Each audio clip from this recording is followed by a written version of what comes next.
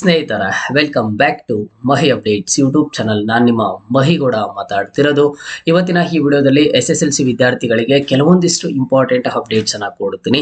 ಅಂದ್ರೆ ನೀವು ಎಕ್ಸಾಮ್ ಸೆಂಟರ್ಗೆ ಯಾವ ರೀತಿ ಹೋಗಬೇಕು, ಅಂಡ್ ಹಾಗೇನು ನೀವು ಎಕ್ಸಾಮ್ ಸೆಂಟರ್ ಅಲ್ಲಿ ಯಾವ ರೀತಿ ಮಿಸ್ಟೇಕ್ಸ್ ಅನ್ನ ಮಾಡಬಾರ್ದು, ಆನ್ಸರ್ ಬುಕ್ಲೆಟ್ ಅಲ್ಲಿ ಯಾವ ರೀತಿ ಬರೀಬೇಕು, ಏನೆಲ್ಲ ಮಿಸ್ಟೇಕ್ಸ್ ಅನ್ನ ಅವಾಯ್ಡ್ ಮಾಡಬೇಕು, ಅಂಡ್ ಹಾಗೇನು ಎಕ್ಸಾಮ್ ಸೆಂಟರ್ಗೆ ಹೋಗುವಾಗ ನೀವೇನೆಲ್ಲ ಥಿಂಗ್ಸ್ ಅನ್ನ ಕ್ಯಾರಿ ಮಾಡಬಹುದು, ಏನೆಲ್ಲ ಥಿಂಗ್ಸ್ ಅನ್ನ ಕ್ಯಾರಿ ಮಾಡಬಾರ್ದು ಅಂತ ಹೇಳಿ ಇವತ್ತಿನ ಈ ವಿಡಿಯೋದಲ್ಲಿ ತಿಳಿಸ್ಕೊಡ್ತೀನಿ.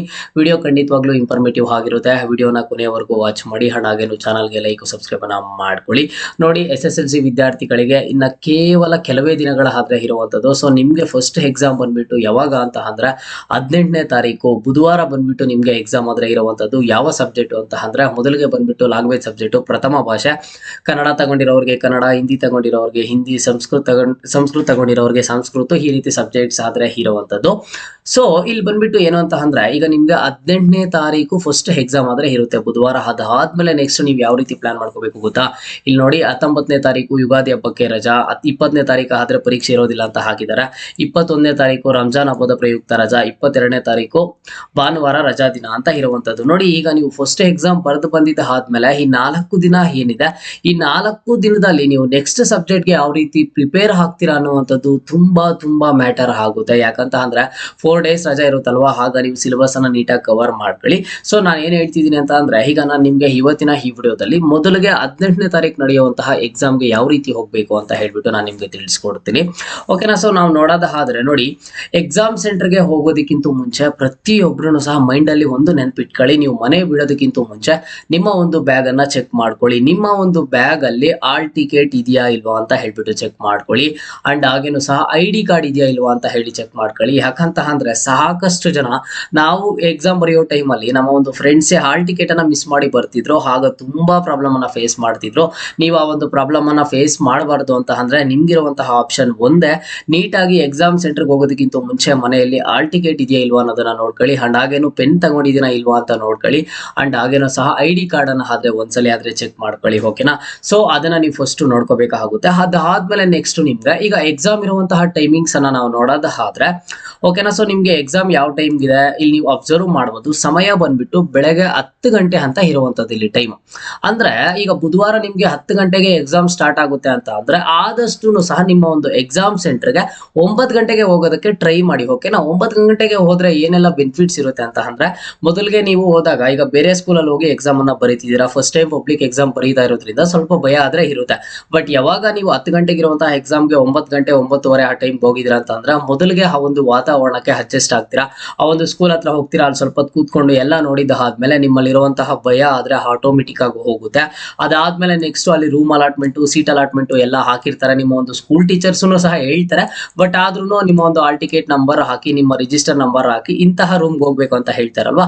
ಸೊ ಅಂತಹ ರೂಮ್ಗೆ ಹೋದಾಗ ಅಲ್ಲಿ ನಿಮಗೆ ಬಂದ್ಬಿಟ್ಟು ಏನಾಗುತ್ತೆ ಅಂತ ಅಂದ್ರೆ, ಅಲ್ಲಿ ನಿಮ್ಗೆ ಹೋಗಿ ಎಕ್ಸಾಮ್ ಅನ್ನ ನೀವು ನೀಟಾಗಿ ಎಲ್ಲ ಬರ್ಕೊಳ್ಳೋದಕ್ಕೆ ಮತ್ತೊಂದಕ್ಕೆ ಎಲ್ಲಾನು ಸಹ ಒಂದು ಧೈರ್ಯ ತುಂಬಬೇಕು ಅಂತ ಅಂದ್ರೆ ನೀವೇನ್ ಮಾಡ್ಬೇಕು, ಮೊದಲಿಗೆನೆ ಸ್ವಲ್ಪ ಟೈಮಿಂಗ್ ಇಲ್ಲಿ ಎಷ್ಟೊತ್ತಿರುತ್ತೋ ಆ ಒಂದು ಟೈಮ್ಗಿಂತ ಸ್ವಲ್ಪ ಮುಂಚೆನೆ ಹೋಗಿ. ಅಂಡ್ ನೆಕ್ಸ್ಟ್ ಬಂದ್ಬಿಟ್ಟು ಇಲ್ಲಿ ಒಟ್ಟು ಅವಧಿ ಅಂತ ಹಾಕಿದ್ದಾರೆ. ಎಷ್ಟೊಂದು ಅಂದ್ರೆ ನಿಮ್ಗೆ ಸಬ್ಜೆಕ್ಟ್ ಬರೆಯೋದಕ್ಕೆ ಕನ್ನಡ 3 ಗಂಟೆ 15 ನಿಮಿಷಗಳ ಕಾಲಾವಕಾಶ ಕೊಟ್ಟಿರುವಂತದ್ದು. ಇಲ್ಲಿ 100 ಮಾರ್ಕ್ಸ್ಗೆ ಸಬ್ಜೆಕ್ಟ್ ಅನ್ನ ಕೊಟ್ಟಿದ್ದಾರೆ. ಇದರಲ್ಲಿ 3 ಅವರ್ 15 ನಿಮಿಷ ಆದ್ರೆ ಕೊಟ್ಟಿರ್ತಾರೆ. ಓಕೆನಾ? ಸೊ ಅದಕ್ಕೆ ಆ 3 ಅವರ್ 15 ನಿಮಿಷ ಏನ್ ಕೊಟ್ಟಿರ್ತಾರೆ, ಅದರಲ್ಲಿ ನೀವು ಟೈಮ್ ಮ್ಯಾನೇಜ್ಮೆಂಟ್ ಯಾವ ರೀತಿ ಮಾಡ್ತೀರಾ ಅನ್ನೋ ನಿಮಗೆ ತುಂಬಾ ಇಂಪಾರ್ಟೆಂಟ್ ಆದ್ರೆ ಆಗುತ್ತೆ. ನೀವು ಆ ಟೈಮ್ ಮ್ಯಾನೇಜ್ಮೆಂಟ್ ಅನ್ನ ಸ್ವಲ್ಪ ನೋಡ್ಕೊಳ್ಳಿ.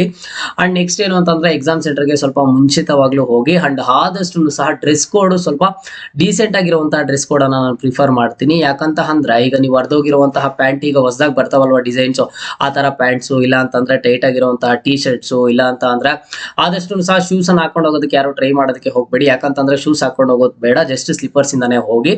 ಅಂಡ್ ಡ್ರೆಸ್ ಕೋಡ್ ಬಂದ್ಬಿಟ್ಟು ಎಷ್ಟು ಆದ್ರೆ ಅಷ್ಟು ಡೀಸೆಂಟ್ ಆಗಿರಿ. ಈಗ ನೀವು ಸ್ಕೂಲ್ ಯೂನಿಫಾರ್ಮ್ ಇದ್ರೆ ಸ್ಕೂಲ್ ಯೂನಿಫಾರ್ಮ್ ಅನ್ನೇ ಹಾಕೊಳ್ಳಿ. ಆ ಸ್ಕೂಲ್ ಯೂನಿಫಾರ್ಮ್ ಹಾಕೊಳ್ಳೋದಕ್ಕಿಂತ ಮುಂಚೆ ನಿಮ್ಮ ಒಂದು ಫ್ರೆಂಡ್ಸ್ ಅನ್ನ ಅಂಡ್ ಹಾಗೇನು ನಿಮ್ಮ ಒಂದು ಸ್ಕೂಲ್ ಅವರನ್ನ ಕೇಳಿ. ಕೆಲವೊಂದಿಷ್ಟು ಸ್ಕೂಲ್ಸ್ ಅಲ್ಲಿ ಕನ್ಫರ್ಮ್ ಆಗಿ ಯೂನಿಫಾರ್ಮ್ ಹಾಕೋಬೇಕು ಅಂತ ಹೇಳಿರ್ತಾರೆ. ಸೊ ಆಗ ನೀವೇನ್ ಮಾಡ್ತೀರೋ ಯೂನಿಫಾರ್ಮ್ ಅನ್ನೇ ಹಾಕೊಳ್ಳಿ. ಓಕೆನಾ? ನೀವು ಯೂನಿಫಾರ್ಮ್ ಆದ್ರೂ ಹಾಕೊಳ್ಳಿ, ಇಲ್ಲ ಅಂತಂದ್ರೆ ಕಲರ್ ಡ್ರೆಸ್ ಆದ್ರೂ ಹಾಕೊಳ್ಳಿ. ನಿಮ್ಮ ಒಂದು ಡ್ರೆಸ್ ಕೋಡ್ ಅನ್ನುವಂಥದ್ದು ತುಂಬಾ ಇಂಪಾರ್ಟೆಂಟ್ ಆಗಿರುತ್ತೆ. ಆದಷ್ಟು ಸಹ ಡೀಸೆಂಟ್ ಆಗಿ ಬಿಹೇವ್ ಮಾಡಿ. ಯಾಕಂತ ಅಂದ್ರೆ ಇಲ್ಲಿ ನೋಡಿದ ತಕ್ಷಣ ಇನ್ವಿಜಿಲೇಟರ್ ಏನ್ ಅನ್ಸ್ಬೇಕು ಅಂತ ಅಂದ್ರೆ, ಈಗ ನೀವು ಸ್ಟೂಡೆಂಟ್ ತರ ಇರ್ಬೇಕಾಗುತ್ತೆ. ಅಲ್ಲಿ ಇನ್ವಿಜಿಲೇಟರ್ ಸುಮ್ಮನೆ ನೋಟೆಡ್ ಆಗ್ಬಾರ್ದು ಅಂತ ಅಂದ್ರೆ ನಾನು ಹೇಳುವಂತ ಕೆಲವೊಂದು ಕೆಲವೊಂದಿಷ್ಟು ಟ್ರಿಕ್ಸ್ ಅನ್ನು ನೀವು ಆದ್ರೆ ಫಾಲೋ ಮಾಡಿ, ಓಕೆನಾ.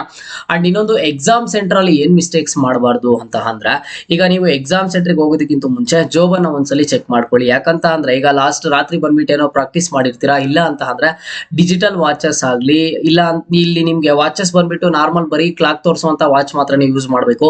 ಈಗ ಬಂದಿರುವಂತಹ ಸ್ಮಾರ್ಟ್ ವಾಚಸ್ ಆಗ್ಲಿ ಅಥವಾ ಬೇರೆ ಬೇರೆ ವಾಚಸ್ ಅನ್ನ ಏನಾದ್ರು ತಗೊಂಡು ಹೋಗಿದ್ದೀರಾ ಅಂತ ಅಂದ್ರೆ ಅದನ್ನ ಅವರು ಹಲೋ ಮಾಡೋದಿಲ್ಲ. ಎಕ್ಸ್ಟ್ರಾ ಪೇಪರ್ಸ್ ಆಗ್ಲಿ, ಇಲ್ಲ ಅಂತಂದ್ರೆ ನೀವು ಕ್ಯಾಲ್ಕುಲೇಟರ್ಸ್ ಆಗ್ಲಿ, ಈ ರೀತಿ ಏನೂ ಹಲೋ ಮಾಡೋದಿಲ್ಲ. ಜಸ್ಟ್ ಏನ್ ಹಲೋ ಮಾಡ್ತಾರೆ ಅಂತ ಅಂದ್ರೆ, ನೀವು ಬೇಕಿದ್ರೆ ವಾಟರ್ ಬಾಟಲ್ ಅನ್ನ ಕ್ಯಾರಿ ಮಾಡಬಹುದು. Water bottle, pen, scale, pencil, eraser, ಈ ರೀತಿಯಷ್ಟೇ ಮಾತ್ರ ನೀವು ಕ್ಯಾರಿ ಮಾಡಬೇಕಾಗುತ್ತೆ. ID card, hall ticket, extra paper ಆಗ್ಲಿ, ಎಕ್ಸ್ಟ್ರಾ ಏನೂ ಸಹ ಎಕ್ಸಾಮ್ ಸೆಂಟ್ರಿಗೆ ಆದ್ರೆ ಹಲೋ ಮಾಡೋದಿಲ್ಲ. ಅಂಡ್ ನಾನು ಕೊಡುವಂತಹ ಕೆಲವೊಂದಿಷ್ಟು ಇಂಪಾರ್ಟೆಂಟ್ ಟ್ರಿಕ್ಸ್ ಏನು ಅಂತ ಅಂದ್ರೆ, ಆದಷ್ಟು ಸಹ ಎಲ್ಲರೂ ಬ್ಲೂ ಪೆನ್ ಅಲ್ಲಿ ಬರೆಯೋದಕ್ಕೆ ಟ್ರೈ ಮಾಡಿ. ಬ್ಲೂ ಪೆನ್ ಅಲ್ಲಿ ಬರೀರಿ. ಅಂಡ್ ಹಾಗೇನು ಸಹ ಇಲ್ಲಿ ಯಾವುದೇ ತರದ ಒಂದು ಜೆಲ್ ಪೆನ್ ಆಗ್ಲಿ ಅಥವಾ ಇಂಕ್ ಪೆನ್ ಆಗ್ಲಿ ಯೂಸ್ ಮಾಡೋದಕ್ಕೆ ಹೋಗಬೇಡಿ. ಜೆಲ್ ಪೆನ್, ಇಂಕ್ ಪೆನ್ ಅಲ್ಲಿ ಬರೀತಿದ್ದೀರಾ ಅಂತ ಅಂದ್ರೆ ಫಸ್ಟ್ ಅದನ್ನ ಇಲ್ಲಿಗೆ ನಿಲ್ಲಿಸ್ಬಿಟ್ಟು ನೀವು ಎಕ್ಸಾಮ್ ಬರೆಯೋ ಟೈಮಲ್ಲಿ ದಯವಿಟ್ಟು ಪ್ರತಿಯೊಬ್ಬರು ಸಹ ನಾರ್ಮಲ್ ಬಾಲ್ ಪೆನ್ ಅಲ್ಲಿ ಆದ್ರೆ ಬರೀರಿ. ಬ್ರೈಟ್ ಪೆನ್ ಆಗ್ಲಿ ಅಥವಾ ಬೇರೆ ಬೇರೆ ಬರ್ತಾವಲ್ವಾ, ಆದಷ್ಟು ಬ್ಲೂ ಇಂಕ್ ಯೂಸ್ ಮಾಡಿ, ಓಕೆನಾ.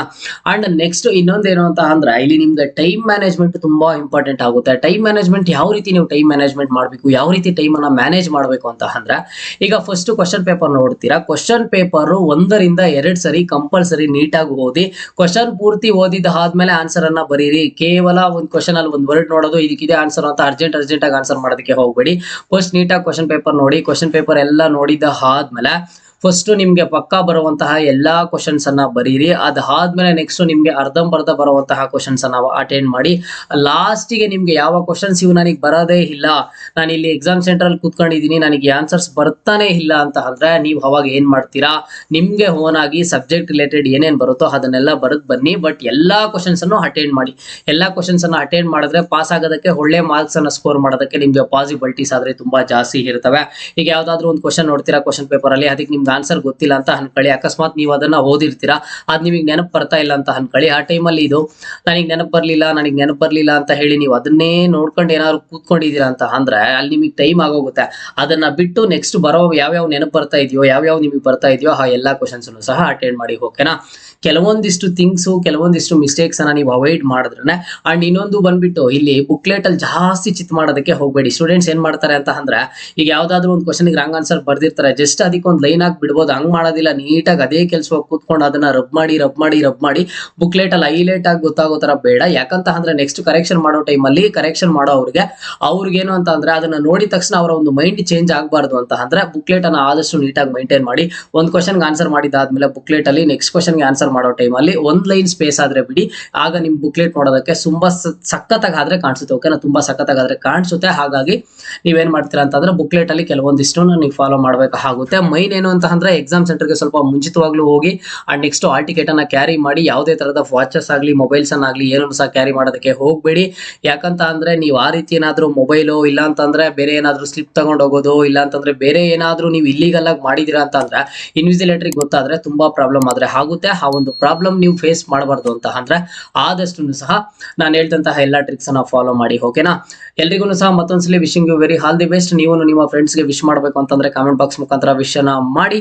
ಇದು ಇವತ್ತಿನ ಮಾಹಿತಿ ಆಗಿತ್ತು. ಮುಂದೆ ಎಲ್ಲ ರೀತಿಯ ಹೆಚ್ಚಿನ ಅಪ್ಡೇಟ್ಸ್ ಜೊತೆಗೆ ಸಿಗ್ತಾ ಇರೋಣ. ಅಲ್ಲಿಯ ತನಕ take care and keep watching Mahi masters for more updates.